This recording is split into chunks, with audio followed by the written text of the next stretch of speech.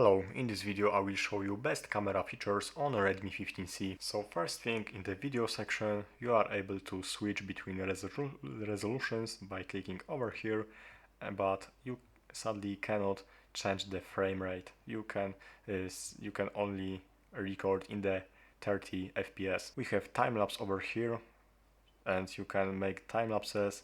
Also you can change speed and duration and select these parameters over here. In the photo section we can find this icon over here, and this allows you to change the filters, to set the filters for your pictures, and it's also very good.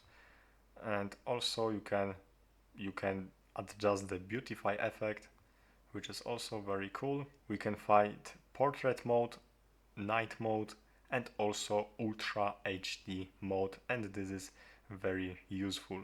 Also you can find over here Google Lens. By clicking this arrow on the top you can find HDR, you can allow it to get better colors, aspect ratio, timer, watermark, and also settings for the camera. So I think that's all for this video. Thanks for watching and subscribe this channel.